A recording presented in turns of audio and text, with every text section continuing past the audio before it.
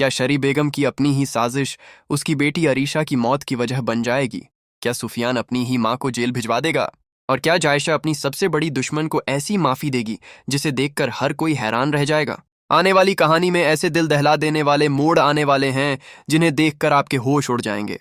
नाजरीन, एक माँ आखिर कितनी बेरहम हो सकती है कि अपनी ही बेटी की मौजूदगी में किसी दूसरी बेटी की जान लेने की साजिश रच डाले?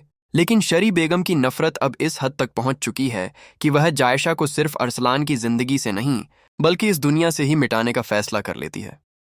उसे पूरा यकीन होता है कि इस बार जायशा किसी भी कीमत पर नहीं बचेगी। शरी बेगम चुपके से नूरी को एक दवा देकर कहती है कि इसे जायशा के खाने में मिला दो और खाना उसके कमरे तक पहुंचा दो। मासूम नूरी को बिल्कुल भी अंदाजा नहीं होता कि वह दवा नहीं बल्कि जानलेवा जहर है। वह खाना लेकर जायशा के कमरे की तरफ बढ़ती है, लेकिन तभी रास्ते में अरीशा उसे रोक लेती है। अरीशा मुस्कुराते हुए कहती है कि अगर खाना जायशा के लिए है तो वह खुद उसे खा लेगी और नूरी से प्लेट ले लेती है। नूरी भी बिना कुछ सोचे विचारे वह खाना अरीशा को दे देती है और जायशा के लिए दूसरा खाना लेने चली जाती है। लेकिन अगले ही पल ऐसा हादसा होता है जिसकी किसी ने कल्पना भी नहीं की थी। जैसे ही अरीशा वह खाना खाती है, उसकी तबीयत अचानक बिगड़ने लगती है। उसके मुंह से झाग निकलने लगता है, सांसें तेजी से टूटने लगती हैं और वह बेहोश होकर बिस्तर पर गिर जाती है। उसी वक्त सुफियान किसी काम से कमरे में पहुंचता है।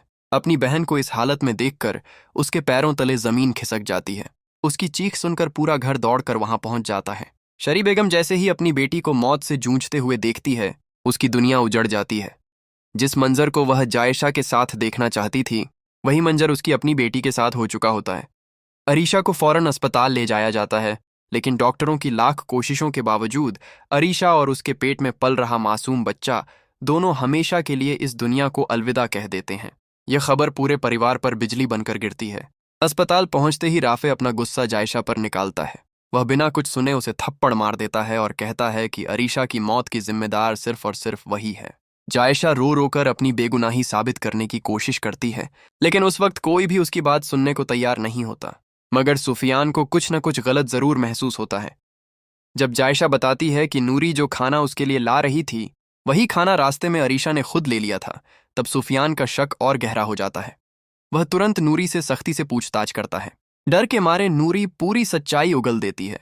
वह बताती है कि उसे शरी बेगम ने खुद दवा मिलाने का हुक्म दिया था